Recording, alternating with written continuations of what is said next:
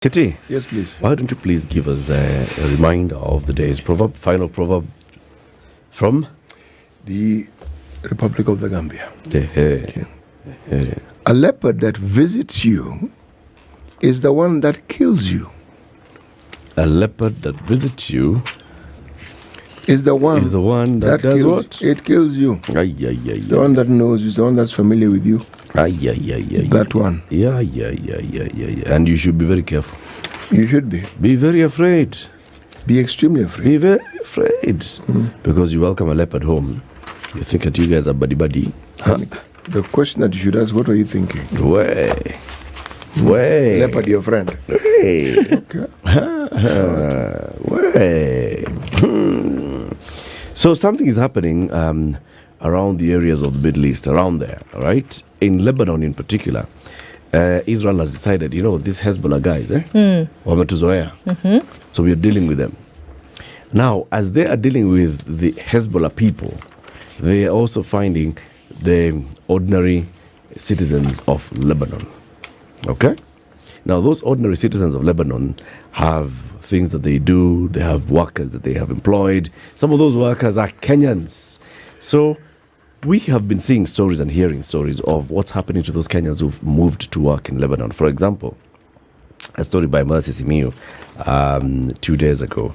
No, yesterday, in The Nation said Kenya says its nationals in Lebanon are not registering for evacuation despite calls to do so. The Department of Diaspora Affairs had on Wednesday said it was still not yet receiving applicants, even though some Kenyans directly appealed to the media for help, claiming they had been locked inside by their employers who fled.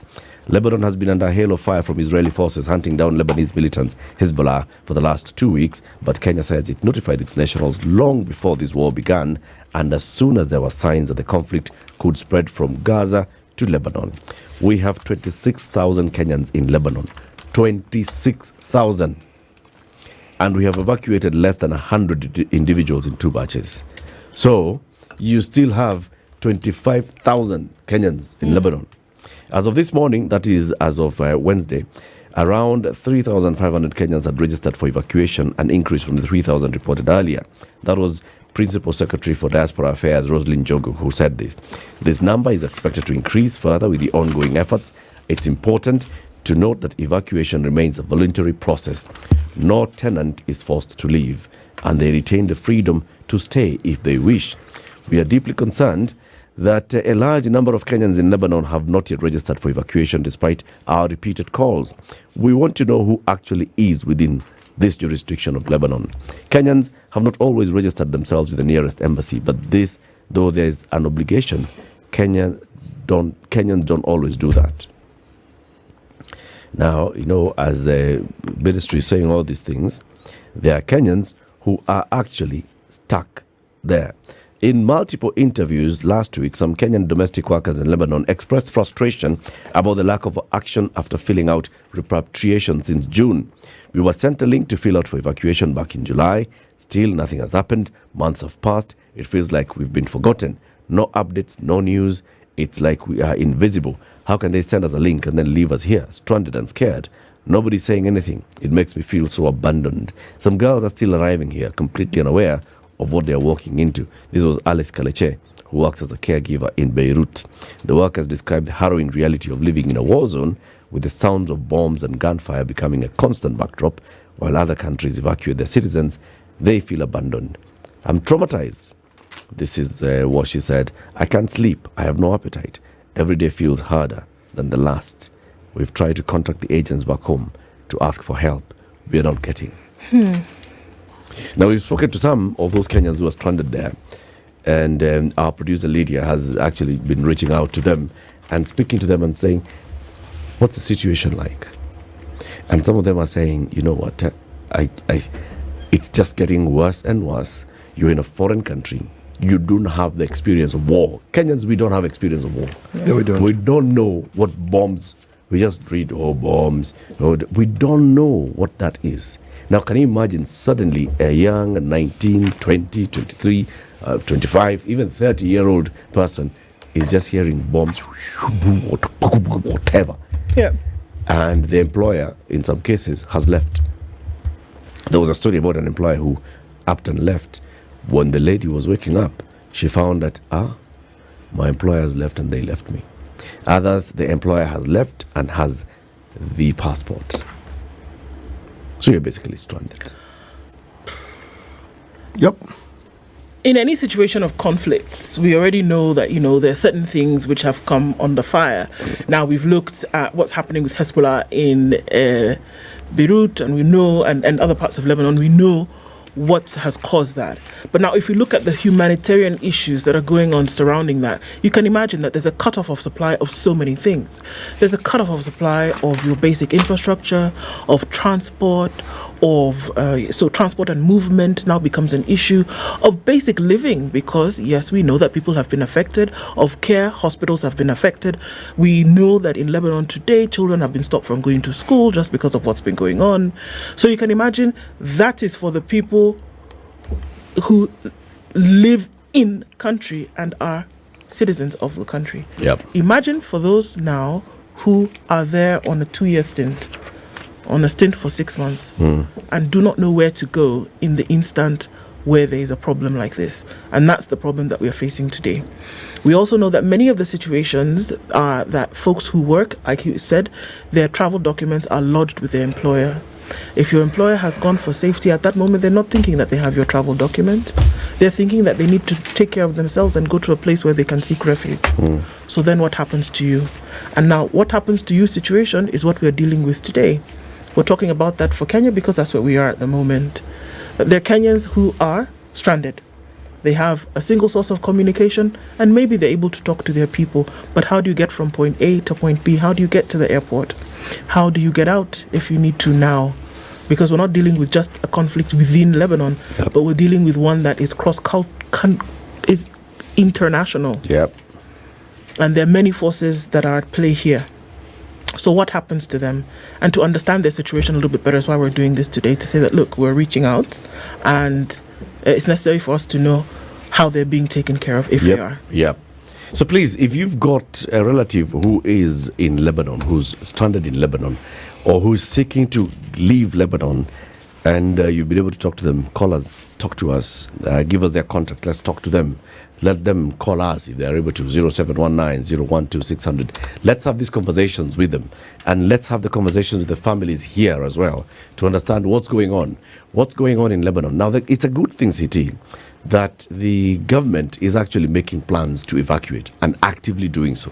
And saying every day, because I remember even before bombs started landing in southern Lebanon properly, the government had already started saying, we are asking Kenyans who are in Lebanon, please register. And if you think that the situation is getting a bit serious for you and you'd like to leave, please register and say that you'd like to leave. And that's why the 2 batches of Kenyans have come home, because they sought to be brought home. And the government is saying, people, please register, please register. Now the question is how they're registering and all, but there's that bit that the government is actively seeking to get Kenyans to then help them leave the war-torn country and come back home. That's a positive there. It is an extremely positive thing, but like most things that we say about the government isn't really very good at letting people know the things that they're doing loudly. You see, as you mentioned, these people who are in Lebanon have relatives in Kenya. Okay? It would help tremendously if these relatives also understood the seriousness of that situation, so they could implore their relatives to actually come in. Because, to be very honest, one doesn't quite know how these individuals went to Lebanon, why they went to Lebanon, whatever it is that they're doing in Lebanon. We can only assume that the closest post to an embassy that we have within around that region would be able to tell us all these numbers. But one of the things about Kenyans also going abroad, not many of them follow what you may call strict documentation. So you're not really quite sure who is actually in Lebanon and who is not, how they got in there and how they... So the getting out now becomes a discussion, okay? But if it is Lebanon, then the question I would ask is, this thing seems to be escalating and we are talking about Iran now. Because Israel has a problem with Iran. The moment there were missiles and rockets that were fired into Israel and they said it was from Iran, you do not need to be told that the Israeli are going to retaliate. They've already said so, and they will. Now, there are Kenyans in Iran. I don't need to be told. I know there are Kenyans in Iran. There are Kenyans in Iraq. When you are in a region that seems to be headed towards the sort of turmoil that we're seeing, surely, is it not wise for that person to actually leave? Remember, we had Kenyans in Ukraine. And many of them left. Yes. Okay, now, we have a situation where we don't seem to be able to predict or to foresee when this particular region is actually going to become again. If anything, what we are seeing is an escalation of animosity. Now, a Kenyan who is in that region would perhaps be best advised to actually think and plan to come back home. Yes. Because if it's a problem that is engulfing that region, you as someone who lives in there may very, very likely be affected. From everything that we see that has happened over the last 1 year and the retaliation that we know that is likely to occur, that may not be too terrible of an advice to take. Because, and just from recent, utterances that we've heard as well, we know that things could actually escalate beyond what they have, beyond where they've already reached today. It's at the point, though, where it's the fire is on. And so those who are stuck are actually wondering, how are we going to get out? What are we actually going to do? And to understand that these are actually living, breathing human beings who need to find their way out. My question is today, where are they? Where are they holed up? Where are they hiding? Where have they sought refuge? For how long will they be there until, there can be some kind of effort to get them out? I think that continues to be the question for them. And the fear is actually very real at this point that what happens to them? Will they be casualties in terms of, for the time being, how they will be able to get out? Are they in a place that is extremely vulnerable? And I think that's what we're trying to find out today. So we've got some sounds here from some Kenyans who are in Lebanon. Let's just listen to some of them here. Hello, kwa majina naitwa Kale Nyanchoka Bosire kutoka Kenya, but for now niko Lebanon. Mahali kumekuwa kukirushwa bomu na mimi ni mfanyakazi wa ndani, nafanya kazi ya nyumba huku Lebanon. So kumekuwa kubaya sana since bomu zianze kurushwa. Mimi sikuwa najua anything about hizi bomu. But ilibidi tumehamia kutoka huko, ilibidi tumeama. Kitu chochote about Hezbollah, sijui anything kabisa, sijui. But nilisikia tu huyo mkubwa wa Hezbollah aliuawa, alikufa. Yeah. About Israel, mimi naye sijui kabisa. Mimi ni mfanyakazi, sijui anything. Mimi nilishtukia tu bomu wanarusha. Yeah. About government ya Kenya tu tulikuwa tunaomba tu mtusaidie mahali mnaweza. At least tusaidike, wengine hatuna mahali tunaishi, wengine tuko homeless, mtusaidie tu. Mahali imefika mtusaidie. Wengine hatuna safe, tunalala nje, tunaamka tukiwa hivyo na baridi na gonga. Na huku kwa msitu wengine wetu tunaishi kwa tent, tuko kwa matent. Yeah. And about kurudi, yeah, kama mimi ningekuwa na uwezo naweza rudi, but bosi haizi kubali juu hata huku ndani tuko safe, ataanza kucomplain juu tuko safe na hao kama sinataka kurudi. Yeah. Mabosi wengine wameweka passport zetu, so hakuna venye tunaweza rudi. Hata tukitaka kurudi hakuna venye tunaweza rudi, watasema tuwalipe na wengine wetu hatuna do za kuwalipa. And about my family naongeanga nayo sana. Jo pia wao wako worried, wako worried by the wanataka, wangekuwa na uwezo ningesharudi, but sasa hawana uwezo. Wengine wetu tumetoka familia zenye hazijiwezi. That's why tukakuja kufanya kazi huko, at least to change familia zetu, but sasa imekuwa mngori, hatuwezi change. Na wengine wetu hatuna hata pesa, hata tunaweza toka nayo tukifika airport ya Kenya, hatuna anything, I mean. And about embassy ya Kenya, hawajai tusaidia anything. Hakuna venye wanaweza tusaidia, hakuna usaidizi wowote, I mean, hakuna kabisa. Na huku embassy huku hata wailishafungwa, so hakuna venye mtu anaweza toka huku akirudi Kenya, wamefunga. So here there is a lot of breakdown in communication here. There are very many things, and there are very many moving parts. There's some people whose employers are withholding their travel documents. Some who say, okay, I could leave, but what do I even tell my employer? My employer will tell me, we are safe, we are living here. Why are you going? Why do you want to leave? Right? So they feel disempowered enough to say, I want to leave. Others are feeling, I came here for a purpose. And the purpose was to earn a living and be able to support my family back home. Should I leave this employment under these circumstances? What does that mean? Right? So they're caught up between making that decision. If it's my employer is looking gung-ho and looking arrogant and saying, we are okay, we don't have to leave, right? If I just said, I want to up and leave, then what also does that mean in terms of my plans to come here to earn a living? So are we feeling unsafe on their behalf? Sounds like that. I think that it's not so bad for them. Yeah, I mean, that's if we're to go by what this individual is saying, that there are places where you're safe. By the way, we don't have an embassy in Lebanon. We have an honorary consulate. Consulate, yes. In Beirut. There's a difference, It's a difference. But it's a place you can actually go to. Yep. The urgency that we seem to be feeling here, just by this one individual, they don't quite seem to have it. But this is one individual. Yes. And it matters where they are. Okay. Where exactly in Lebanon they are. Yes. Yes. Because those in the south of Lebanon, where now much of this bombardment is happening, those ones would be more at risk than those who are not closer to where the bombardment is happening. Yeah, the northern part. Yeah. So it differs. It's the proximity they have with the Gaza Strip. Exactly. That's where the problem is arising. You know, the lady who spoke has brought up an issue that is actually very, very pertinent.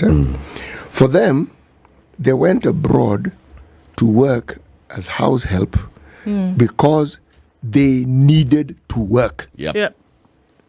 They are poor.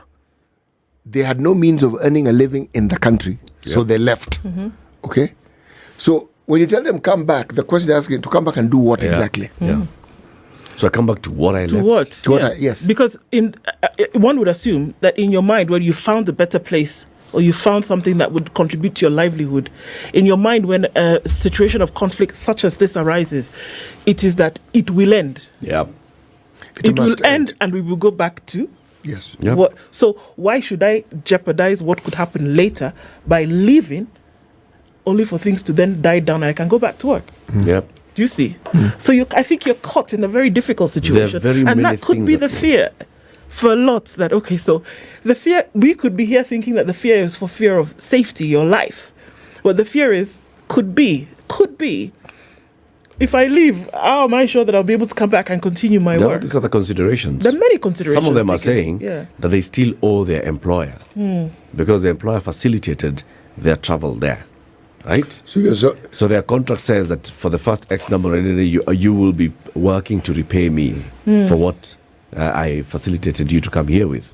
Now, if I owe my employer then has also now impounded and is holding on to my passport, I can't leave. It means I also have worked for this long. I haven't started making my money. I have been making money to repay the employer. So if you tell me, okay, ndege ni ya free, ni sawa. Utarudishwa nyumbani na serikali, ni sawa. Once you land at JKIA, then what? You don't even have money to go back to Kisii. Yes, you will be back and then? Those are the questions. Let's take a break. It's 24 minutes to 9. We're saying we are focusing on Lebanon, Kenyans who are stranded in Lebanon. The government has said, all right, we are actually giving you until the 12th of October. Please, we'd like to support Kenyans to come back home. Until the 12th of October, register. And they give very many links and numbers and say, register. If you have a relative here who has a relative in Lebanon, help them to register.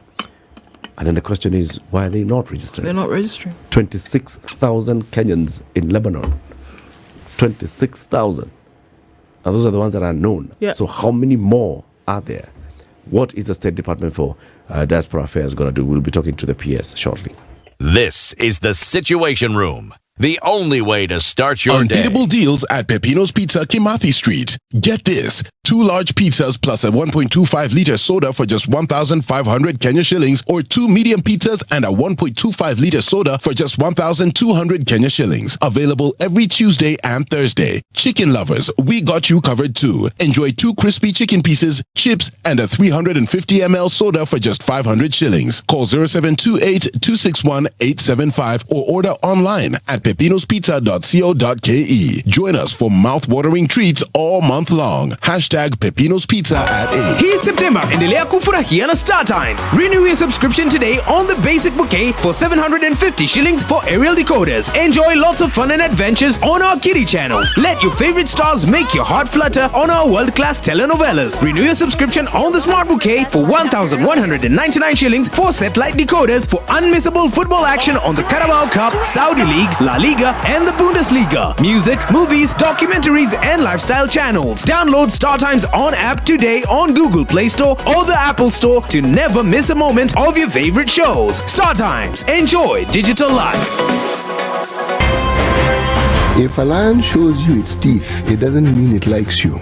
It doesn't mean it likes you. It won't start. A liar calls as witness one who is either dead or far away. Say it in Kiswahili. Ben low, nin inte, nin there, you markati kadikta. You know this character called liar. He has disturbed people. So when you tell him who are your witnesses, he will take you to a place where it is difficult to verify. For someone like me who sweats a lot, I cannot survive there. Sweating is biblical. Good. And you must blame it on Adam, not me. Because Adam messed up and he was told, "No, you fellow, you, by the sweat of your brow, thou shalt eat." The Situation Room, Kenya's biggest conversation. The weather with Spice FM. Sunny conditions in Nairobi this morning. We'll see highs of 26 and coming down to lows of 15 today. We're looking into a sunny Nakuru at 16 with highs of 26 and highs of 26 and lows of 14 in Nyeri. It's sunny at 17 in Eldoret with highs of 25, and we'll see highs of 30 in Mombasa, where it's sunny at 26. 28 and sunny in Malindi with highs of 31 and lows of 24, and at 23 it is sunny in Kisumu with highs of 31. Kakamega at 20 is sunny with highs of 29, and Kampala partly sunny at 22 going to highs of 29 and lows of 17. Dar es Salaam at 26 is sunny with highs of 30 and lows of 24. And into a sunny Johannesburg at 8, we'll see highs of 22. Mogadishu is sunny at 29 with highs of 31. And the rains continue in Addis Ababa at 15 with highs of 21 and lows of 12. It's partly sunny at 26 in Lagos with highs of 29. And at 24, it's mostly cloudy in Kinshasa with highs of 32 and lows of 24. Welcome to Spice FM, the best exclusive radio station bringing you the best mix of the best music ever. All right, continues in the city this morning. Taking a quick look at what's happening, what may have changed. Traffic is not too terrible this Friday. Outer Ring, some traffic here and there. And we're also looking at Jogoo Road with traffic that gets out towards Landis, which is starting to pack up as you get towards the Kamkunji roundabout. It's busy at Survey on the Thika Superhighway. And who's this? This is Wangari Maathai coming in from that junction from Limuru Road and out towards Chiromo. That's busy. Also on Limuru Road coming in from Karura, very busy as well. Ngong Road still continues. Let's see what happens through traffic hour. Spice FM KE on X. Hashtag the Situation Room.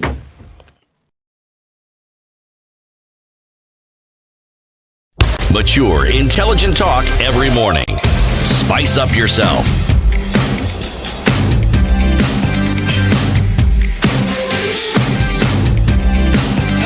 Mornings done right. 94.4 Spice FM, Nairobi. Right, what's happening to Kenyans in Lebanon? They are stranded.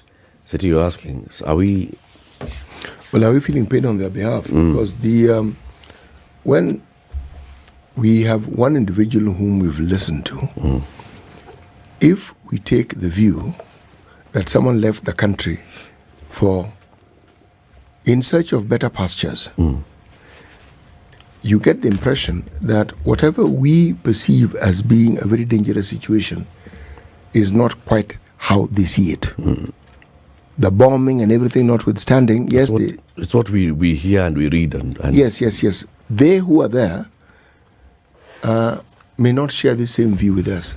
Because the question of wanting to return, this is a quest for safety on behalf of our fellow citizens. But our fellow citizens have other issues that they seem to think are pertinent. For instance, okay, come back to Kenya to do what exactly? I left because of 1, 2, 3. Yes, exactly. Now this 1, 2, 3, you're telling me to leave it behind, and then what happens? So here you see a balance between what they think, or what we seem to assume is an issue that involves their welfare, and they have a completely different perspective on what it is that they think is a priority about their welfare. The job seems to be of greater importance.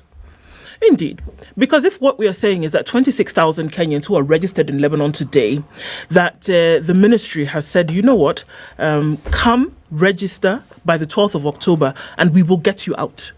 You can come home. So if the threat, imminent or otherwise, was so severe, would we not see that number pool would have been filled by now? I would assume so. That if it was that bad and there was word that they were able to reach out, because if they're documented 26,000, then there is a form of communication then between government and themselves, because you're documented. They have your number, they know how they can get you, they've sent out a blast in terms of information, which is what they normally do in times like this. So one would assume that we're already at, 20,000 and something, and folks want to come home if it's that bad. But have we heard of 20,000 people want to come home? No. Have we heard of 10? Have we heard of 5? Have we heard of 500? This is the thing. It will be interesting because we'll talk to the PS in a minute, but I think we would have seen a greater, faster scramble if it was that way, no?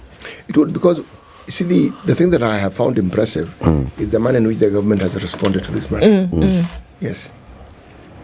It's one of the situations where you can say the government is on top of this issue. Listen, this is what the ministry said. Only registered Kenyans will be eligible for evacuation. Any Kenyan who wishes to be evacuated must ensure that their registration is completed before this date, that is the 12th, Monday. The other Monday. Register using the following link, diaspora.go.ke/lebanon.html, or you can call the following numbers for coordination, and then they give numbers in Lebanon, 2 numbers in Lebanon, and 1 number, which is a Kenyan number. We'll rescue as many Kenyans as need be, even if it means it's the 26,000 of them, then we will bring them home. We are looking for different means because now it's only one airline that they have. But the government is saying, as long as you have registered and you're saying you want to come back home, leave the rest to us. If it means we get other airlines, whatever it means, as long as you have entered into that registry, we'll bring you home. There are 26,000 of them. Only 1,000 have registered. 100, rather. Only 100 have registered? 100. Yes. Does that not speak volumes? Unless you want to tell me that all telecommunication or all communication channels, by virtue of the conflict, are down and nobody can be reached? No. There's the other side. The government is speaking from here. Yeah. Those people are in Beirut and other parts of Lebanon. Yeah. Are they getting that message? That's what I'm asking. Are communication channels open? How are you communicating to with the them? Kenyans Yes. in Lebanon itself? How are you ensuring they get the message? How are you making sure they get the message? Because that's what I'm saying. If the situation is so dire that we are hearing that things are actually really bad, because of course you know that there's a large Lebanese population in Nigeria. I'm just giving this as a tie-in example. So we have a lot of friends today who are saying actually how bad it is, and spreading messages around saying that we have family who's affected, 1, 2, 3, my family where my grandfather stays and all of that. So it is a bad situation. So that's why that makes that question that you ask really pertinent. That is the message that is being sent from here, because there are 2 sides of looking at this, one which we've already brought up, but the other side is, if there's a message, if there's a blast that's being sent out, as is the case for MOFA does this all the time, to say, Ministry of Foreign Affairs, sorry for the abbreviation, but they do this all the time. They'll send out a blast, but what mode, if we are hearing already that communication channels have been disrupted because of this conflict, how then are they being reached? What is the mode that the question is being asked? Again, another question that we can pose and say, how are you reaching these folks? Have the communication channels been completely disrupted? No, not completely disrupted. No, that one we know. So is there mobile telephony? Yes, there is, in some cases. Is there data? There is in some cases. All right. Now, because we are seeing many Kenyans on social media who are saying they're in Lebanon or they're speaking to their friends who are in Lebanon. There's them being in other countries. Yes. And they're saying our friends are stranded. This one that we've just played, she is in Lebanon. And she's speaking on a phone. And she's able to speak on a phone. Yeah. But she's saying the Ministry of Foreign Affairs, our government has done nothing. Our embassy has done nothing. So they've not gotten the message. So she doesn't know what ought to be happening, right? So what is it that ought to be happening? So this is the thing. So there is a form of communication that's happening because we know that there are people who are in Lebanon who are sending out messages. We know that they can get on the internet because it's internet-based communication. We know that they can pick up a phone and speak to somebody that you can actually check to make sure that folks are okay. So if there's a message that has been sent out, what are the mechanisms that have been used to ensure that the folks on the receiving end have actually heard your message and that they can go to a certain place? Is there a message going from here, Ministry of Foreign Affairs, to the consulate in Beirut, for example? Is it then the job of the consulate to then send out the message to other folks and say, okay, guys, we know your numbers, we know where you are, this is what we're asking you to do. Come to the consulate, register, give us a call, send an email, do something, and let us know that we need to get you out by the 12th. 12th, by the way, is next week, Saturday. So what happens? And I think this needs to be understood for us to know, because we are not looking at a situation where all communication channels are completely dead. No, people are communicating. So if folks are saying that they've not heard from the government, that they've not heard from the Ministry of Foreign Affairs, that they've not heard from the representatives at the consulate, then one must ask what method of communication is being employed to make sure that folks who may be in a vulnerable situation have actually been reached. We've already established that, yes, we know that there's some folks who may not want to go. But what about those who do, and how have they been reached? If only 100 people have responded to the call, let's see if one of them is called Diana Nyaichero, who is in Lebanon. Let's see if we can get her. Diana, can you hear us? Yeah. So Diana, you have been in Lebanon and you're speaking to us from Lebanon. Let's see if we can just connect you online here onto the show. How long have you been in Lebanon? 2 years in how? 3 years now in Lebanon. Yeah. How far? Which part of Lebanon are you in? I'm in South. Where is that? South Lebanon. In the south. Yeah. Can you tell us how the situation is like for you right now, as you this week, for example? The situation is not good because the Israel are just bombing, so we can't move out, we can't go anywhere, we just stay in the house. So because we've got nowhere to go, maybe you go somewhere and they bomb, so the best thing we do is just to stay inside. What do you mean by staying inside? Are you living in an estate, in a farm? What kind of neighborhood are you in? Like we are staying in an apartment. So it's a town or a city? So it's a town. Okay. And then so how is it like in that apartment? How many houses in your estimation? There are many houses. They are not very far away. Like they are maybe in an apartment. Like we have three houses each near. Then the other one same like that way. Okay. Has anybody in that neighborhood moved out? No. So everybody is still within the neighborhood. All the neighbors, as far as you can see, the neighbors are still there. Nobody has moved out. Yeah, but there's some people who have left. You know, if they have houses in other places, they go. But if the family you're staying with, they don't have houses in other place, you just have to stay because you can't move to any place by yourself. Okay. And then, would you like to leave, Diana? No, for me, I just want to come home because the situation is not good. Like, you know, the moment you see people dying, the moment you see some buildings are being burned, you just have to be worried. What's going to happen next? Or next, where they're going to do that?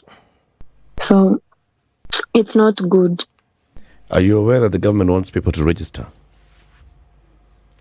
Yeah, they send us. We have been given the link to register, we already registered, and they say the deadline will be on 12th. So we're just hoping and praying for the best for our safety.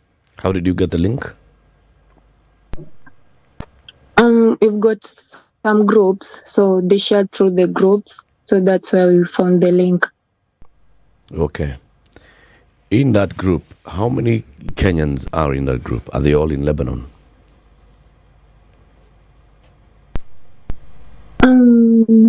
There are many, so I can't be specific, but there are many. Are they all in Lebanon? Yeah, we are in Lebanon all. And what are they saying, the others in the group? Do they all want to leave? Yeah, everyone wants to leave. We want to go back home. City will ask you a question. The government asked those who wish to leave to register. Have you registered? Yeah. And are you in touch with other people who are in Lebanon? And do you know if those whom you are in touch with have also registered? Yeah, everyone has already registered. So far, I think everyone has registered through the link. Mm-hmm. And when you register, what do you get? Do you get a confirmation message saying that your information is now here, we'll get in touch with you? Yeah, they just say when you just fill that link, at the end they say thank you. Yeah. And the message is sent successful. I think that's the thing they always say. And so there's nothing else. There's no other communication saying, we will get back, we'll get in touch with you in 2 days, in 3 days, anything? No. Okay. So there's no confirmation, Diana, in terms of after you've registered on the link, there's no confirmation as to when government might say, okay, come to a particular place, or we will then begin to bring people home on a particular date. You do not know? Honestly, no. In the group, has anybody asked what happens next? So after people have all registered? Okay, we always ask what is going to happen next. But for us, we always say, since they say the deadline is on 12th, so we are just waiting on that 12th, what will happen next? Because after filling the link, you cannot ask any question. You can't get back to them. So the best thing is just to wait until that 12th, they say. Okay. Diana, there's also a number that they've given, a number for Lebanon. Do you know it? The number for the consulate? Yes. Okay, for the consulate, most of the time we text, he doesn't reply. Maybe on the other one that he gave for Kuwait, we text them and they get us back to the consulate, and the consulate doesn't respond. And if you try calling that number? No. Okay, there's a message he sent that he said we should not call. So the only thing we can do is to just send a message. So the message that we're being sent, it's being ignored anyway. He doesn't respond. So when we get back to the Kuwait number that they gave us, they send us back to the consulate. So that is it. Okay. Is anybody from the government in that group, of the WhatsApp group of Kenyans? There is a lady that she calls herself the Proud African Mom. I think that's the one who gave us the link. So I think that she's the one who is in touch with someone, I think, in Kenya. So she's the one who's organizing your group? Yeah. But as far as you know, you don't know whether she is in contact directly with the Ministry of Foreign Affairs here. Yeah, we don't know. We are not sure about that, but she's the one who gave us the link. Okay. Diana, you say you've been there for 3 years. Yeah. Is it with the same employer? No, not with the same employer. With the same employer, I worked for 1 year and 6 months. Then I went back to the consulate. Then the consulate... Okay, when the consulate told me I wanted to go back home because I had issues, so the office said no. So I had to go and work back again. What issues did you have? Was it medical issues? Yeah, medical issues. So why did the consulate tell you cannot come home? Because when my first employer said I cannot, because she wanted me to pay the money the $2,000. So I went back to my agent's Kenya office. I called them and they said they cannot help. I came back to my agent in Lebanon. So they did not accept, they did not allow me. I talked to the consulate and the consulate told me, okay, you will go home. He kept me like for 10 months waiting without working, just staying in the shelter, and told me like, you will go back home after. So I stayed there for 10 months without help. Then I told him, okay, no, I cannot stay for all this long. If I cannot go home, then let me work. I want to ask you a final question before we let you go for a bit. How did you go to Lebanon? Just take us through the journey. How did you know about the work in Lebanon? Who connected you? How did you end up in Lebanon?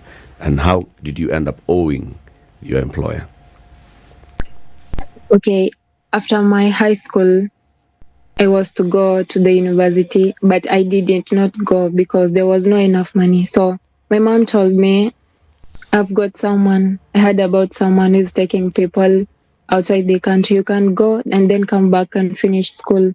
So I said, it's okay. Then her friend connected me to the agent. The agent processed for me. Then I came to Lebanon. How much did you pay? How much did you pay anything? Yeah, I paid for my passport and for my medical bills. Okay. And then the agent paid for your ticket?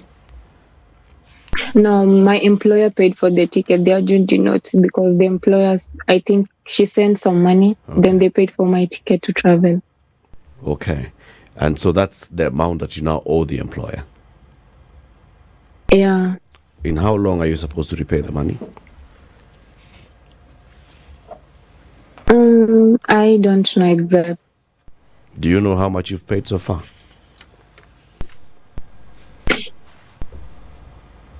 I think I'm done with it, because the first 3 months, when we come to Lebanon, for the first 3 months, they don't pay us. They always say that that's for testing. So I think those are the money that they always cut. I see. Then we'll try and get in touch with the PS for Diaspora Affairs, and we may try call you back so that you can speak to her directly and you tell her what you're going through and what you've undergone even after registering. So thank you for speaking to us, but we'll call you back shortly. This is the Situation Room, the only way to start your day.